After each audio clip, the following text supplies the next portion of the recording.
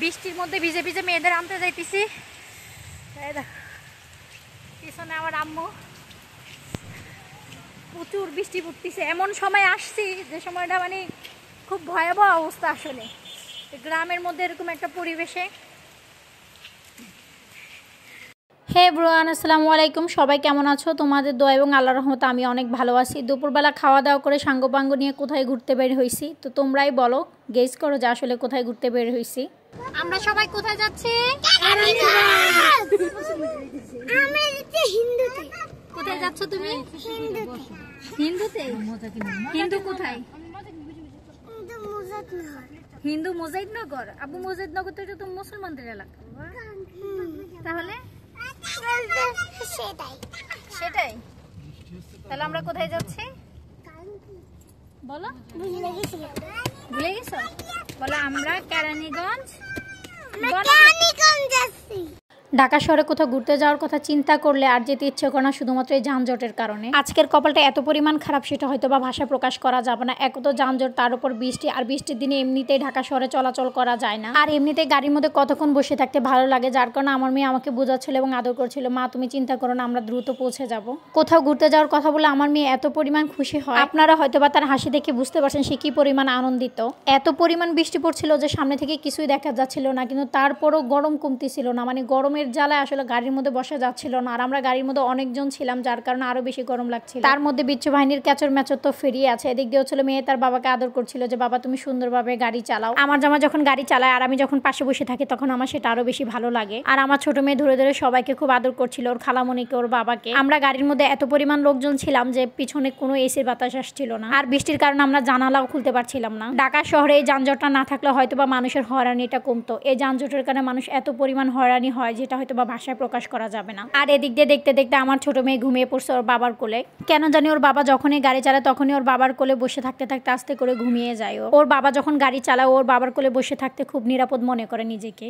দেখতে দেখতে আমার মেয়েটা ঘুমিয়ে গেছে। আমি ওর বাবাকে বললাম আমার কাছে দাও, ওর বাবা বললো না আমার কাছেই থাকুক। কেন জানি ওর বাবা অনেক খুশি হয় যখন মেয়েরা ওর কাছে থাকতে চায়। আর আমরা দেখতে দেখতে কদমতলি চলে আসছি। এদিক দিয়ে আমার আম্মু বারবার বলছিল যে এখানে আমরা একটা জমি কিনছি, চলো জমিটা দেখে আসি। এই জমিটা কেনার পর আমরা পরিবারের কেউ এখনো এই জমিটা দেখতে পাইনি, যার কারণে আম্মু বারবার বলছিল যে চলো জমিটা দেখে আসি। আর এদিক দিয়ে তো আমার জামাই নাছর বান্দা বৃষ্টির মধ্যে গাড়ি থেকে নামতে দিবে না কাউকে। আমার মায়ের যে বলা সেই কাজ। আমার মা বৃষ্টির মধ্যে ঠিক একা একা গাড়ি থেকে নেমে গেছে গাড়ি রাখার আগে। উনি বারবার করে বলছিল যে আরিফ তুমি গাড়িটা একটু সাইড করে ওদেরকে নিয়ে আসো। সত্যি কথা বলতে নিজের সাফল্যের জিনিস সবাইকে দেখাতে ভালো লাগে। আর এমনিতে আমার আব্বা আম্মা কোনো জমি জায়গা কিনতে চাইলে আমাদের পরিবারের সবাইকে একত্রিত করে। পরিবার বলতে হচ্ছিল আমরা ভাই বোন সবাই একত্রিত হয়ে আমাদের পরামর্শ নিয়ে ওনারা জায়গা জমি কেনে। এক এক করে আমরা সবাই গাড়ি থেকে নেমে গেলাম জমি দেখার জন্য।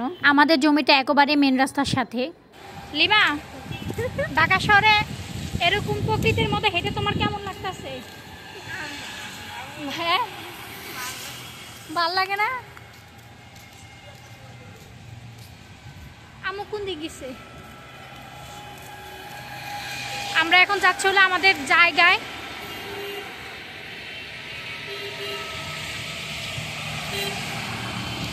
কত সুন্দর একটা মনোরম পরিবেশ, একদম গ্রামের মতো দেখতে অনেকটা। ওই যে আমার বাচ্চারা দৌড়াদৌড়ি করতেছে, ওই যে ওরা এত পরিমাণ আনন্দ পায় গ্রামে আসলে, সেটা হয়তো বা ভাষায় প্রকাশ করা যাবে না। তবে এটা গ্রামের থেকেও সুন্দর।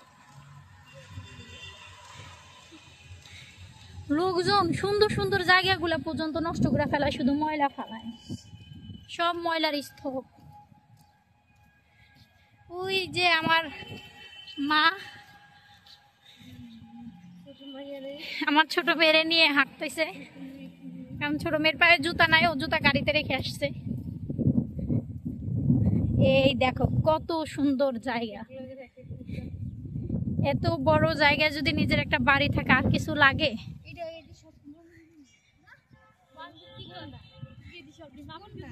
ওই দেখো আমার মেয়ে কত আনন্দ করতেছে। আমরা দেখতে দেখতে জমিতে চলে আসছি।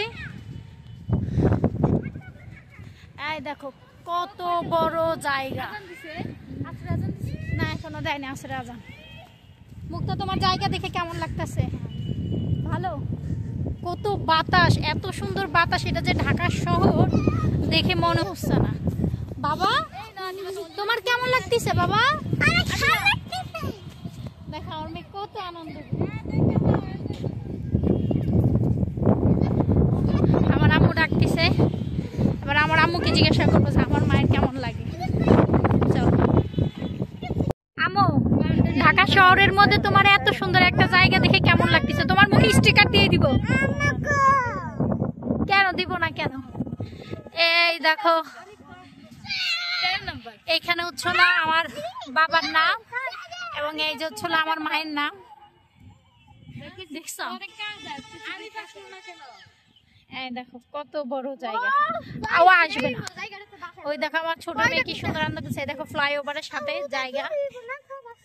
এটা হলো বাবুবাজার ফ্লাইওভার ব্রিজের সাথে হচ্ছিল আমাদের জমিটা। আর এই জমিটা হচ্ছিল সম্পূর্ণ নিচু ছিল, বালি দিয়ে হচ্ছিল এটাকে উঁচু করা হয়েছে, যার কারণে হয়তোবা দেখতে এরকম লাগতেছে। খোলা তো পারছো না বাবা, আর কত দৌড়াবা তুমি? এবার আমরা বাসায় যাব। কোথায় যাচ্ছ? বাবা কোথায় যাও? আমার মেয়ে কত আনন্দ করতেছে। আস্তে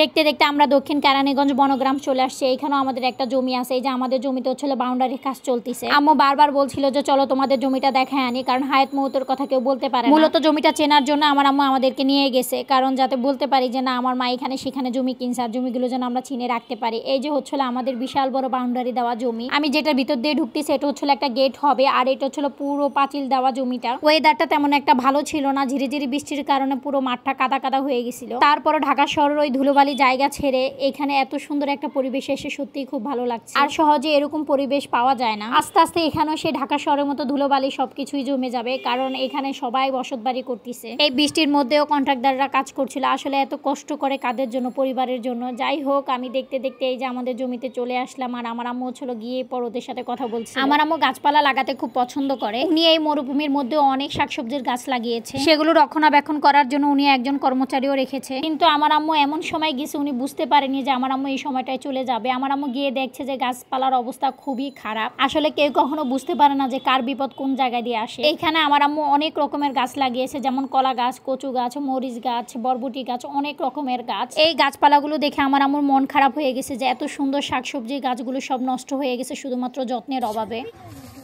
এই দেখো আমার মা এখানে পর্যন্ত শাকসবজির গাছ করে রেখে গেছে। এগুলো হচ্ছিল মরিচ গাছ, আর ওই যে বেগুন গাছ, এই অনেক গাছ আছে। এইটা হচ্ছিল বরবটি গাছ, তারপর হচ্ছিল সিম গাছ, অনেক কিছু আছে এইখানে। এই গরমে দেখো মরিচ গাছগুলো পর্যন্ত তুবড়াই গেছে।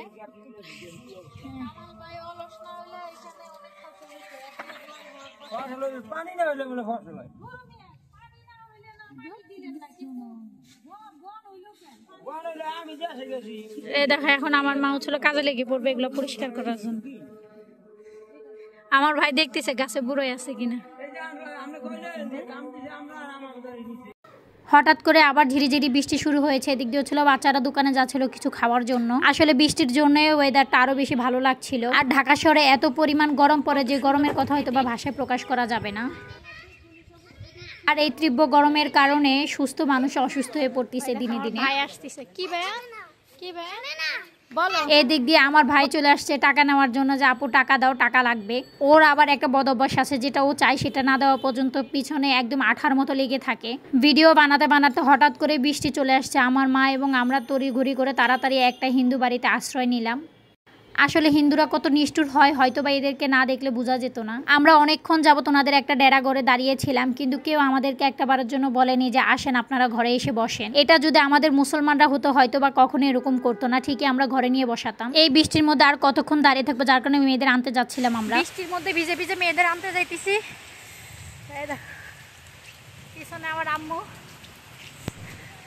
প্রচুর বৃষ্টি পড়তেছে। এমন সময় আসছি যে সময়টা মানে খুব ভয়াবহ অবস্থা। আসলে গ্রামের মধ্যে এরকম একটা পরিবেশে এই সেই দোকান যেখানে আমার মেয়েরা দাঁড়িয়ে আছে। তো যাই হোক, এক এক করে আমার মেয়েদেরকে হচ্ছিল গাড়িতে তুলে ফেললাম। আর এই বৃষ্টির মধ্যে ওদের কেন জানি আইসক্রিম খেতে মনে চাইছে। আমার বড় মেয়ে তো আইসক্রিম পেয়ে বিশাল আনন্দ, সে সাথে সাথে ছিঁড়ে পর আইসক্রিম খাওয়া শুরু করছে। আর আমি যেহেতু বৃষ্টির মধ্যে ভিজে গেছিলাম, আমার প্রচন্ড শীত লাগছিল। যাই হোক, এবার হচ্ছিল আমরা বাসার উদ্দেশ্যে রওনা হব। ওর নানি সবার কাছ থেকে হচ্ছিল বিদায় নিচ্ছিল। আর এখানের মানুষগুলো অনেক ভালো, বিশেষ করে মুসলমানরা। সবাই দোয়া করবেন যেন এই ঝড় তুফানের মধ্যেও বাসা যেন সুস্থভাবে পৌঁছাতে পারে। আজকের ভিডিও এই পর্যন্তই। সবাই ভালো থাকবেন, সুস্থ থাকবেন এবং আমাদের জন্য দোয়া করবেন। যারা যারা আমাদের চ্যানেলটাকে সাবস্ক্রাইব করে নেয় তারা সাবস্ক্রাইব করে এবং লাইক দিয়ে আমাদের পাশে থাকবেন, যাতে করে আপনাদের সাথে আমাদের আনন্দের মুহূর্তগুলো তুলে ধরতে পারি। আজকের ভিডিও এই পর্যন্তই। সবাই ভালো থাকবেন, সুস্থ থাকবেন। আল্লাহ হাফেজ এন্ড টেক কেয়ার।